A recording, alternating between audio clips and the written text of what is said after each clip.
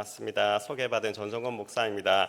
네, 참 좋은 교회에 와서 이렇게 메시지를 전할 수 있어서 진짜 감사합니다. 저는 솔직히 말하며 이렇게 거짓말을 잘 못합니다. 그래서 남의 교회 가도 좋지 않은 교회는 좋다라고 절대 말하지 않습니다. 심지어 학교에 있다 보면 여학생들이 저에게 제일 많이 하는 질문이 목사님 저 예쁘죠? 라고 많이 물어보는데 안 예쁘면 대답하지 않고 그냥 지나갑니다. 그럼 주변에 있는 선생님들은 아이고 그냥 예쁘다 하면 되지 않습니까 목사님이라며 어떻게 목사가 거짓말하겠느냐 하면서 절대로 거짓말하지 않습니다. 그래서 진짜 너무 감사한 게 이 새벽에 온 세대가 함께 모여서 또 특별히 아이들이 찬양을 또 이렇게 부모님들이 함께 특성하는 교회가 얼마나 있겠습니까? 그래서 너무 좋은 교회에 초청해서 진심으로 감사드립니다. 말씀을 전하도록 하겠습니다. 하나 질문하겠습니다. 인생을 가장 빠르고도 바르게 바꿀 수 있는 방법이 뭐가 있겠습니까? 정답은 롤모델입니다. 오늘 모든 정답은 롤모델이라 생각하시면 됩니다. 베스트셀러인 데일 카네기의 인간경영 리더십에서 세계적인 자기개발학자인 데일 카네기는 가장 우선적으로 제시하는 것이 삶의 역할 모델을 찾으라, 즉 삶에서 롤모델을 찾으라고 주장하고 있습니다. 이처럼 어떤 무엇보다도 롤모델을 찾고 선정하는 것이 인생을 가장 빠르고도 확실하게 바꿀 수 있는 방법입니다. 롤모델이 중요하다는 사실을 한 대학을 통해서 증명하고 싶습니다. 또 하나 질문하도록 하겠습니다. 세계에서 노벨상을 가장 많이 배출한 대학이 어디 대학일까요? 어디 대학일까요? 우리 남성교회 수준 한번 보도록 하겠습니다. 어느 대학이 노벨상 수상자를 가장 많이 배출했을까요? 정답은 우리가 잘 아는 것처럼 하버드 대학이 가장 많이 배출했습니다. 그래서 지금까지 161명을 배출하였습니다. 그런데 제가 오늘 소개하고 싶은 대학은 3위의 대학교입니다. 3위 대학교 어딜까요? 당연히 모르시겠죠. 정답은 시카고 대학교입니다. 시카고 대학교는 1890년도에 설립되어서 사실 순위권에 있는 대학에 비해서는 대학의 기간이 너무나도 짧습니다. 그리고 또 시작할 당시에는 지방 3류 대학에 불과했던 대학입니다. 그런 시카고 대학이 단기간에 노벨상 수상자를 100명 배출할 수 있었던 명문대학교가 되올 수 있었던 이유는 1929년에 로버트 허치스 박사가 총장으로 부임을 하였습니다. 그리고 허치스 박사는 시카고 플랜으로서 그레이트 북스 프로젝트를 시작했습니다. 이 그레이트 북스 프로젝트가 지금 모든 대학교, 모든 학교의 필독서의 시작이 되는 프로젝트였습니다. 고전독서 100서를 정하고서 그 100권을 읽은 학생들에게 졸업할 수 있도록 하였습니다. 하지만 단순히 책을 읽도록 한 것이 아니라 이 허친스 박사는 책을 읽을 때 중요한 3가지의 질문을 갖고 책을 읽으라고 하였습니다. 첫 번째는 가슴에 품고 싶은 인물을 탐색할 것, 두 번째는 영원불멸의 가치를 발견할 것, 세 번째는 그 가치를 실현할 수 있는 꿈을 찾을 것. 이 3가지의 질문을 가지고서 책을 읽게 하였고 책을 읽어 나갔던 수많은 사람들이 바뀌어 나가면서 노벨 수상자를 80년 만에 100명을 배출하게 되었습니다. 모두 중요한 질문이지만 가장 중요한 질문은 무엇일까요? 당연히 첫 번째인 가슴에 품고 싶은 인물을 탐색하는 것입니다. 책을 읽어나가면서 내가 본받고 싶고 나도 이렇게 살고 싶은 인물을 발견하였을 때 수많은 시카고의 대학생들이 바뀌었고 그렇게 노벨상을 수상할 만큼의 인재로 많이 발전하였기 때문에 그렇습니다. 이처럼 자신의 롤모델을 만나고 발견하는 것은 인생에 있어서도 매우 중요한 부분입니다. 신앙에 있어서도 마찬가지입니다.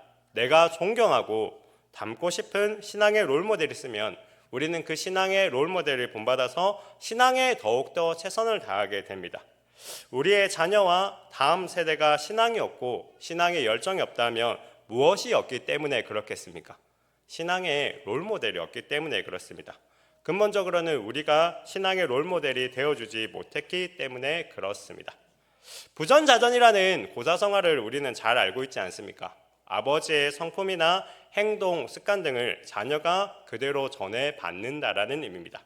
또 한번 질문하겠습니다. 자녀는 부모의 무엇을 보고 자란다고 합니까? 자녀는 부모의 등을 보고 자란다고 합니다. 이처럼 자녀는 부모에 있어서 절대적인 영향력을 받게 됩니다. 자녀는 부모의 언어 습관도 보고 배웁니다. 자녀는 부모의 생활 습관도 보고 배웁니다. 나아가 자녀는 부모의 믿음도 예배하는 태도도 보고 배웁니다. 우리는 이러한 사실을 언제나 잊지 말아야 합니다. 미국의 청소년 잡지 티네이저스가 청소년 대상으로 설문조사를 하였습니다. 부모의 모습을 통해 자신의 신앙에 도움을 받지 않는지에 대한 비율을 조사하기 위하여서 질문하였습니다. 몇 퍼센트 정도가 긍정적인 영향을 받는다라고 응답하였을까요? 몇 퍼센트 정도 될까요? 정답은 처참합니다. 16% 정도만 부모에게 있어서 신앙에 좋은 영향력을 받는다고 합니다. 그러면서 이 티네이저스가 이후에 청소년들이 교회에 대한 반감을 가지고 교회를 떠나는 10가지 이유라고 해가지고 부모님들의 모습을 정리한 게 있습니다. 제가 한번 천천히 읽어볼 텐데 여기에 나는 몇 가지가 해당되는지를 한번 생각해 보면 좋을 것 같습니다. 첫째, 주일 예배에 여행을 떠나는 부모. 그들은 이런 부모를 보며 주일 성수를 꼭 해야 하는가 의구심이 생긴다. 둘째, 예배 시간에 몇 번씩 시계를 들여다보는 부모. 예정된 시간보다 예배가 지연될 때 온갖 짜증을 부리며 시계를 들여다보는 모습은 그만큼 자녀들의 예배 태도를 망가뜨린다. 셋째, 자녀 앞에서 목회자의 흠집을 잡는 부모. 목회자의 실수를 끄집어내거나 사사건건 교회 행정의 불합리성을 지적하는 일은 결국 자녀들이 목회자를 불신하게 만든다. 넷째, 11조나 헌금을 제대로 하지 않는 부모. 억지로 하거나 정직하게 못한 헌금 생활을 하는 부모의 위생적인 모습은 청소년들이 가장 싫어하는 모습 중에 하나이다. 다섯째, 교회를 자주 옮겨 다니는 부모. 마음을 터놓고 지낼 수 있는 친구를 사귀기도 전에 교회를 이리저리 옮겨 다니는 것은 청소년들이 믿음의 뿌리를 내릴 수 없도록 만들기 때문이다. 여섯째, 예배 시간에 지각하는 부모. 축구나 극장에는 제 시간에 입장하면서 예배 시간만큼은 고무줄 느리듯이 느긋하게 여기는 모습에서 예배에 대한 거부감을 자녀는 갖게 된다. 일곱 번째, 불규칙적으로 기도하는 부모. 궁지에 몰리거나 심각한 문제가 생겼을 때만 기도하는 모습은 기복주의 신앙을 배우게 한다. 여덟째, 교회에서 봉사하지 않는 부모. 온갖 핑계를 대가며 봉사를 꺼리는 모습은 교회란 일반적으로 무언가를 얻어내기만 하는 되는 곳이라고 자녀에게 오해를 만들기 때문이다. 아홉 번째, 자녀들이 교회에 오래 있지 못하게 하도록 하는 부모. 그들은 청소년들이 교회에서 얻을 수 있는 다양한 기회를 차단하기 때문이다. 열 번째, 말만 앞세우는 부모. 실천보다 말만 번지르르한 부모들은 청소년들의 신앙의 성장을 가로막는다. 이 10가지 정도에 과연 몇 가지 정도 해당되는 것 같습니까? 하나하나의 모습을 보면서 이러한 부모, 이러한 어른들의 모습이 자녀에게, 우리 다음 세대에게 영향을 주는 겁니다. 이처럼 우리는 한번 고민해 봤으면 싶습니다. 나의 자녀에게, 우리 교회의 학생들에게, 또 우리 교회의 다음 세대들에게 나는 신앙에 긍정적인 영향을 주는 롤모델인지 아니면 부정적인 영향만 미치고 있는지를 한번 돌아볼 수 있는 오늘이 될 수 있기를 간절히 소망합니다. 오늘 저는 저에게 있어서 신앙의 롤모델이 되어주신 분들을 소개하고자 합니다. 처음으로 저에게 신앙에 절대적 영향을 주었던 분은 강철근 선생님이십니다. 저는 모태신앙이 아닙니다. 고등학교에 입학하고서 찾아온 이런저런 시련으로 인해서 참 인생이 어렵다고 생각한 순간에 친구들의 전도를 받아서 교회를 처음 가게 되었습니다. 처음에는 진짜 하나님을 만나고 싶어서 찬양도 잘 모르고 말씀도 잘 모르지만 예배에 최선을 다해서 임하였습니다. 그렇지만 하나님을 만나는 것이 참 어려웠습니다. 3개월 정도 열심히 다니다가 그럼에도 불구하고 하나님을 만날 수 없게 되자 1학년 2학기 기말고사가 시작되면서는 교회를 안 나오기 시작했고 결국은 다시 교회를 떠나게 되었습니다.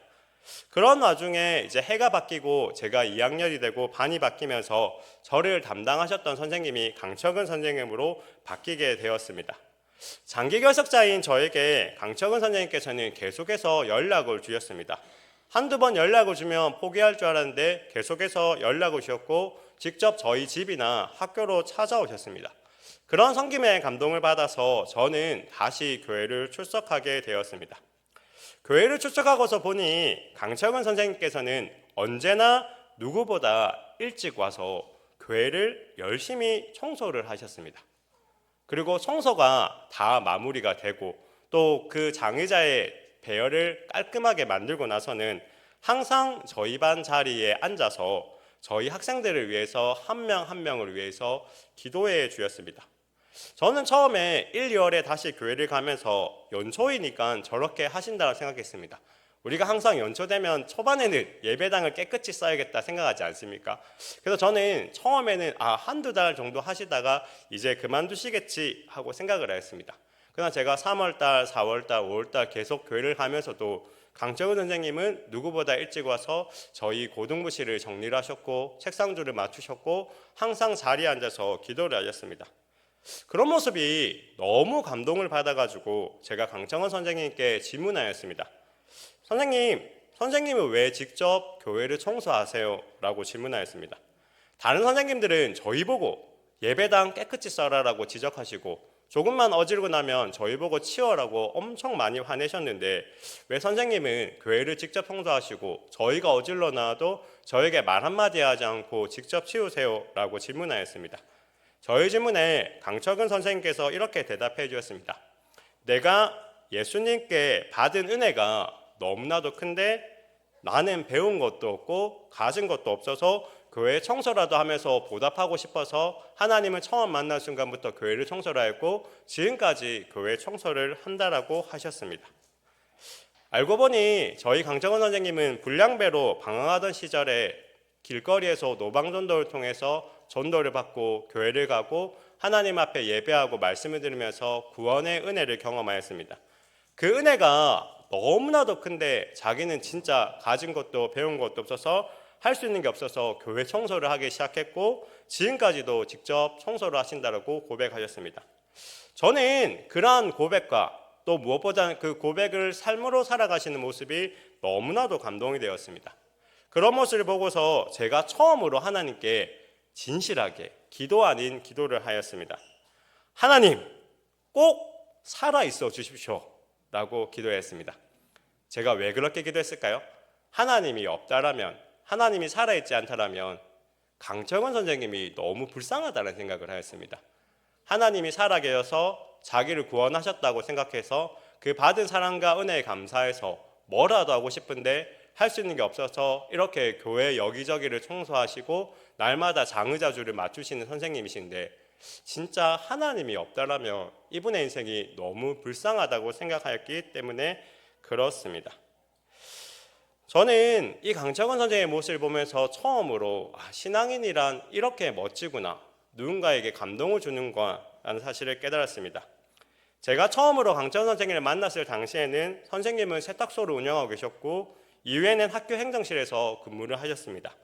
저희 분이엘교회 고등부에는 당시에만 해도 병원장인 선생님도 계셨고 은행장인 선생님도 계셨고 대학 교수도 계셨고 교사로 근무하신 분도 너무나도 많았습니다.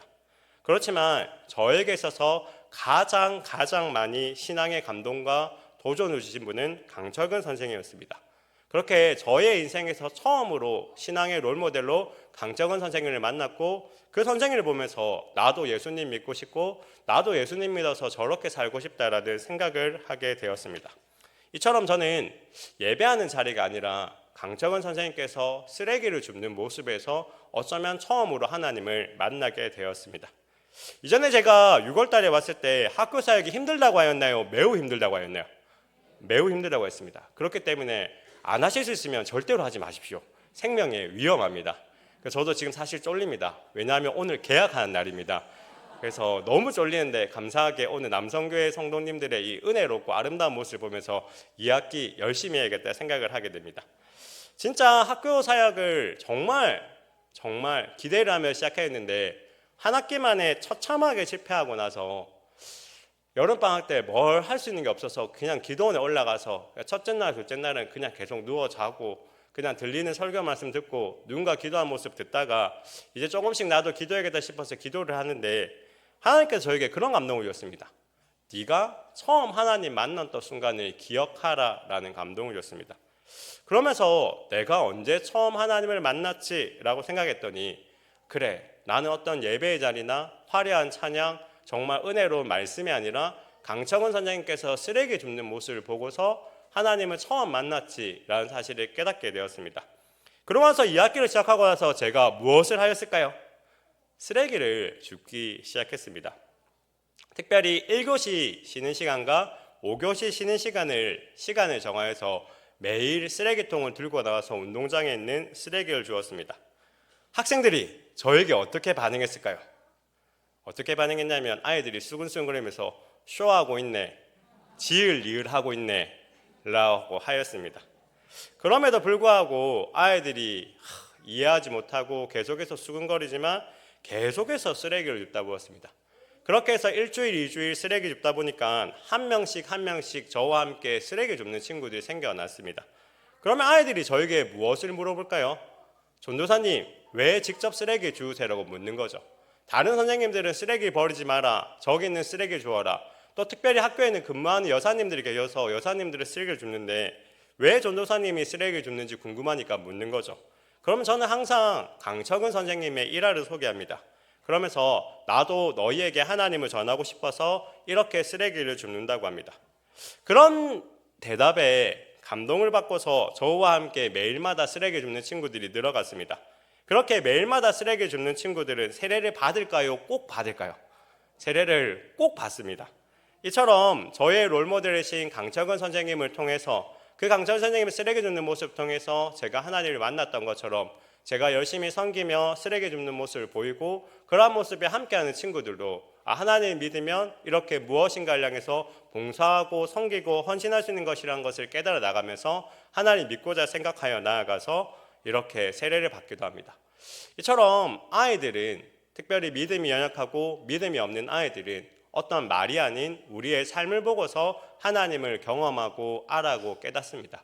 그렇게 어떤 무엇보다도 삶으로 복음을 전하고 삶으로 말씀을 지켜내는 삶을 살아가는 것이 너무나도 중요합니다. 저에게 있어서 또 하나의 중요한 신앙의 롤모델 중에 한 분이 강현우 전도사님이라는 분이십니다. 제가 고등학교 3학년인 당시에 저희 고등부에 부임하셨습니다. 강현우 전도사님께서는 언제나 학생들을 위해서 헌신하시는 분이셨습니다. 교회에서 받는 월급을 우리는 뭐라고 표현합니까? 사례비라고 표현하지 않습니까? 그런데 강효 전도사님은 언제나 교회에서 받는 월급을 사례비라고 표현하지 않고 사역비라고 표현하였습니다. 그리고 이 사역비를 교회에서 주어서 너희를 섬기고 너희를 사랑하며 너희에게 복음과 말씀을 전하기 위해서 주는 재정이라고 하셨습니다. 그리고 그 말 그대로 언제나 그 모든 재정을 저희들을 위해서 사용하셨습니다. 강현우 전도사님 생각하면 제가 평생 잊을 수 없는 장면이 하나 있습니다. 전도사님께서 제 천안에 있는 고려신학대학에 합격하고서 아버지께서 차를 하나 사주셨습니다. 전도사님께서는 언제나 주말에 차를 이용해서 천안까지 왔다 갔다 하셨습니다. 그런데 한 번은 차를 직접 운전하지 않고 대중교통을 이용해서 천안까지 왔다 갔다 하는 모습을 보았습니다. 그 모습을 처음 보고서는 저희는 공부하는 게 피곤하시고 사역하는 게 피곤하시니까 이번에는 직접 운전하지 않고 버스를 타고 가시나 보다, 아니면 차가 고장났나 보다, 이런 생각을 하게 되었습니다. 그런데 그런 모습이 한 번, 두 번이 아니라 계속해서 대중교통을 이용해서 버스를 타고 천안까지 왔다 갔다 하셨습니다. 그런 모습에 저희가 너무 궁금해서 함께 찾아가서 전도사님께 질문했습니다. 전도사님, 요즘은 왜 차 안 타고 다니세요? 라고 질문하였습니다. 저희의 질문에 전도사님께서 웃으면서 대답하셨습니다. 너희가 너무 많이 처먹어서 차를 팔았다라고 하셨습니다. 저는 그런데 그때 그렇게 웃으면서 하셨던 그 말과 그날의 분위기, 그날의 표정을 절대로 잊을 수가 없습니다. 하나님을 얼마나 사랑하기에, 하나님께서 맡기신 아이들을 얼마나 사랑하기에 그 아이들에게 하나님을 전하고 싶어서 자신의 모든 재정까지도 사용하시면서 시간을 내어 헌신하는 그 전도사님의 모습을 저는 잊을 수가 없습니다.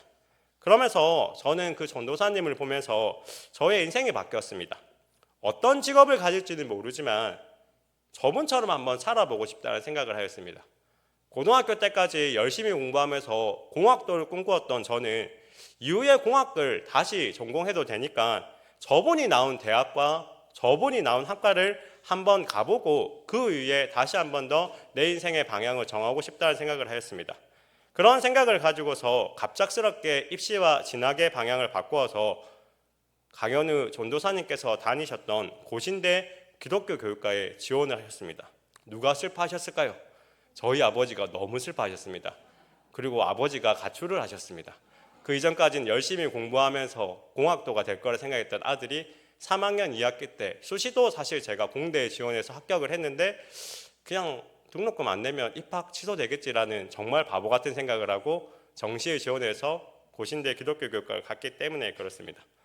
웃기게도 사실 강현우 전도사님께서 항상 카카오톡 프로필에 자기의 상태명에 스쿨처치라고 하면서 학교 교목이 되고 싶다라고 하셨는데 전도사님은 되지 않고 제가 교목이 되어서 이제는 선배 교목으로서 그분이 교목에 도전하실 때마다 도움을 주고 있습니다. 사역자가 되면서 저에게는 버킷리스트를 몇 가지 정했습니다.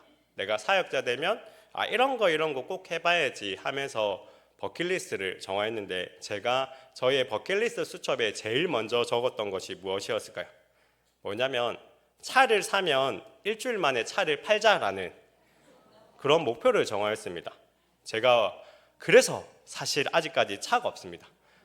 사실 학교에서 교사 월급을 받고 있고 또 주말에는 교회에서 파트타임 사역자로 활동하고 있기 때문에 사실 30대 목사치고는 제가 진짜 돈을 많이 벌고 있습니다. 그런데도 불구하고 아직 차를 사고 있지 않습니다. 왜냐하면 저희 아내에게 결혼을 하면서 여보 나는 사실 꿈이 하나 있어. 차를 사면 그걸 일주일 만에 팔고 싶어 라고 말했습니다. 그럴 때 저희 아내가 말했습니다. 돌았냐고. 그런 학습을 바라보면서 저희 아내가 자기 죽고 나면 그렇게 하라고 해가지고 저희 아내가 아직은 생존하고 있기 때문에 그렇게 하지 못하고 있습니다. 그렇게 차는 없지만 강현우 전도사님께서 저희에게 보여주셨던 모습대로 저는 우리 아이들을 만나기 위해서 대중교통을 타고 어디든 갑니다. 작년에만 해도 차도 없는데 정관까지 가고 명지도 가고 심지어 창원까지도 가고 천안까지도 갑니다. 그렇게 가면서 솔직히 말하면 스스로 전성건 이 새끼 참 멋지다 라는 생각을 하면서 자아도취에 빠지기도 합니다. 왜냐하면 자차 없이 대중교통을 이용해서 저희를 만나기 위해 오셨던 강현우 전도사님이 저는 그 고등학교 3학년 때 진짜 멋지다고 생각했기 때문에 그렇습니다. 그렇게 내가 멋지다고 생각했던 그 사람의 인생을 나도 본받아서 살아갈 수 있기 때문에 그래도 참 잘 살아가고 있다라는 생각을 하고 있습니다. 저희 이사벨에서는 아주 유명한 말이 하나 있습니다. 전성건 목사님께 무엇 하나라도 못 얻어왔으면 비읍시읒이다. 죄송합니다. 새벽에도 욕이 좀 많이 나오네요. 그렇죠? 청소년 사용하면 어쩔 수 없는 것 같습니다. 비읍시읒이라는 말이 있습니다. 제가 한 번은 학생들과 함께 이렇게 했는데 운동장을 걷고 있는데 아이들이 막 수근수근 거리들으면서 제 이름이 나오더라고요. 그래서 요놈들 내 욕을 하고 있구나 싶어가지고 조용히 따라가는데 아이들끼리 막 대화를 하는 겁니다. 야 너희 전성원 전도사한테 뭐 얻어먹어봤어? 그러니까 어떤 한 친구가 그 4명 중에 자기만 못 얻어봤다는 거야. 그랬더니 야 전도사한테 뭐 하나도 못 얻었으면 비읍시읒이다 이런 말을 하면서 그 일화가 유명해졌습니다. 그래서 아이들이 농담 삼아 제가 복도에 지나가면 죄인은 예수님이 구원하지만 비읍시읒은 제가 구원한다고 합니다. 그래서 아이들이 저만 보면 비읍시읒인 저를 구원해 주십시오 하면 매점으로 함께 가도록 하자 아니면 기프티콘을 쏘기도 합니다. 제가 그러면 이제 아이들이 많이 묻죠. 많은 친구들이 목사님은 어떻게 이렇게 해서 사비를 많이 쓰는지. 사실 제가 수고해서 번 월급이기 때문에 저랑 저희 가정에만 쓰면 되는데 대부분의 선생님들은 그렇지 하지 않는데 왜 그렇게 하는지라고 아이들은 항상 얻어먹으면서 궁금해합니다. 궁금해하고 안 얻어먹으면 좋겠는데 얻어먹고 나서 꼭 궁금해합니다. 그럼 항상 저는 말하죠. 그 강현우 전도사님이 보여줬던 모습을 보면서 이렇게 섬기고 나누고 내가 섬겨야 되는 대상으로서 헌신하는 것이 나는 그리스도인의 모습이고 사역자의 모습이고 그렇기 때문에 그런 모습을 본받아서 나도 그렇게 살고 싶다라고 합니다. 삶으로 복음을 전하셨고 삶으로 신앙을 가르쳐 주셨던 저의 롤모델이셨던 강철원 선생님, 강현우 목사님처럼 살고 싶고 저는 앞으로도 그렇게 살고자 합니다. 아직도 많이 모자르고 부족하지만 조금씩 그러한 삶을 살아갈 수 있어서 너무나도 감사합니다. 사진 하나 보여주시겠습니까? 네. 사진 하나. 저에게 있어서는 결혼식 사진만큼이나 의미 있는 사진이고 결혼식 사진은 잘 보지 않지만 이 사진은 정말 힘들 때마다 제가 자주 찾아서 보는 사진인데 목사가 되고서 처음으로 세례를 주었던 서연이와 함께 찍은 저에게는 진짜 의미 있는 사진입니다. 질문 하나 하도록 하겠습니다.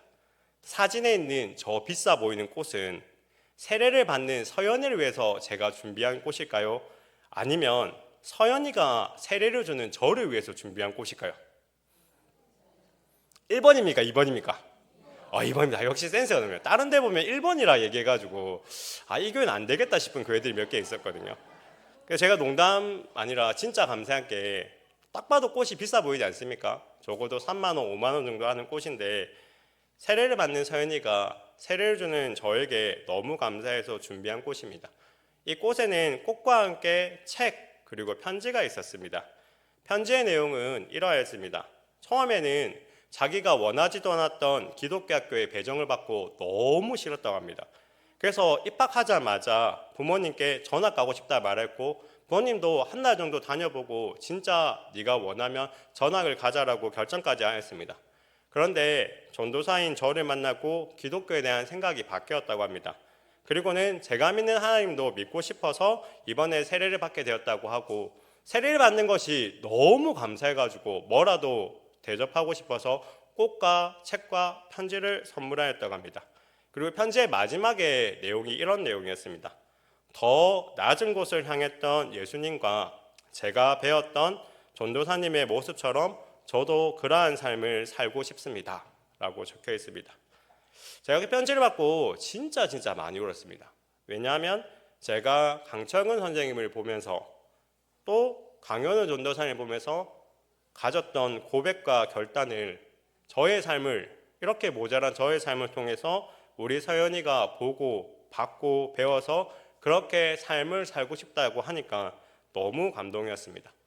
저는 그래서 항상 이 처음으로 세례를 주었던 서연이의 사진을 보면서 앞으로도 제가 만나는 청소년들에게 삶으로 복음을 전하는 누군가에게 신앙의 롤모델이 되는 삶을 살고 싶다는 생각을 항상 합니다. 오늘 우리가 읽은 고린도전서 11장 1절의 고백이 우리의 고백이 되고 나아가 우리의 삶이 되기를 간절히 소망합니다. 우리 다시 한 번 더 고린도전서 11장 1절을 함께 합독하도록 하겠습니다. 내가 그리스도를 본받는 자가 된 것 같이 너희는 나를 본받는 자가 되라. 아멘. 너무나도 중요하고 그래서 우리가 너무나도 잘 알고 있는 말씀인데 우리가 쉽게 할 수 없는 고백이고 이렇게 살아간다라고 쉽게 자부할 수 없는 말씀입니다. 내가 그리스도를 본받는 자가 된 것 같이 너희는 나를 본받는 자가 되라. 언제나 우리에게 구원과 생명을 주신 예수 그리스도를 본받기 위해 노력하는 우리 모두가 되기를 간절히 소망합니다. 그렇게 예수님을 닮아가고자 하는 노력하는 삶으로서 신앙이 무엇인지를 우리의 자녀들에게 우리 교회 다음 세대들에게 보이고 전하는 우리 모두가 될 수 있기를 소망합니다. 저는 항상 아이들을 바라보면 저희 학교 아이들을 바라보면 너무나도 많이 미안합니다. 내가 보고 배운 만큼 보여주지 못해서 내가 받은 만큼 전해주지 못해서 항상 미안합니다. 저를 통해 하나님을 믿는 친구도 있지만 저와 함께 3년이라는 시간이 있지만 하나님에 대한 생각이 바뀌지 않고 하나님 믿지 않는 친구들도 덜어 있기 때문에 그렇습니다. 그런 믿지 않는 친구들을 바라보면 항상 졸업식 때마다 너무나도 미안합니다. 내가 강철근 선생님을 통해 강현우 전도사님을 통해 받은 은혜와 감동을 온전히 전해주지 못해서 미안합니다. 나도 믿지 않는 사람이었는데 참 좋은 신앙의 선배들, 신앙의 롤모델을 만나서 이렇게 행복하고 감사한 인생을 살아가는데 그런 인생을 누군가에게 선물해주지 못해서 항상 미안하기만 합니다. 그런 미안함 때문에 언제나 사역에 최선을 다할 수밖에 없는 것 같습니다. 여기 계신 부모님들도 우리 선생님들도 또 모든 어른 성도님들도 그런 미안함에 대해서 오늘 한번 고민해 볼 수 있기를 소원합니다. 우리가 여기 있는 이유는 내가 나 혼자서 하나님을 잘 믿어서 있는 것은 아니라고 100% 확신합니다. 하나님의 은혜와 함께 복음과 말씀을 전하기 위해서 삶으로 신하신 어떤 누군가의 그 섬김에 있어서 어쩌면 우리가 여기까지 있을 수 있었습니다. 그렇게 앞서 내가 여기까지 있을 수 있었던 그 하나님의 사랑과 은혜를 생각하고 또 그 사랑과 은혜를 전하기 위해 수고하셨던 나의 부모님, 나의 선생님들, 나의 사역자분들, 나의 신앙의 선배들, 그러한 나의 신앙의 롤모델들을 생각해 나가면서 나는 그분들 통해서 참 많이 보고 배워서 여기까지 있는데 나는 그분들 통해서 참 많이 무언가를 받아서 여기까지 있는데 이제는 그 사랑의 빛을 갚아 나가야 되는 내 자녀, 우리 학교, 교회 학생들, 우리 다음 세대들에게 나는 얼마나 온전히 보여주고 온전히 주고 있는지를 점검해 볼 수 있는 우리 모두가 될 수 있기를 소망합니다. 그럼 통해서 나의 신앙의 롤모델이었던 누군가의 삶을 기억하며 그러한 모습을 나도 살아서 사랑하는 내 자녀에게, 사랑하는 우리 교회 학생들에게 그러한 모습을 보일 수 있기를, 그러다 가서 우리 자녀들에게, 우리 교회 다음 세대들에게, 우리 엄마 아빠가, 우리 교회의 장로님 권사님들이, 우리 교육부서의 선생님 사역자분들이 나의 신앙의 롤모델이라 하는 최고의 행복하고도 보람 있는 대답을 들어 날마다 더욱더 복음을 전하기 위해, 말씀을 전하기 위해 삶으로 살아갈 수 있는 우리 모두가 될 수 있기를 간절히 소망합니다.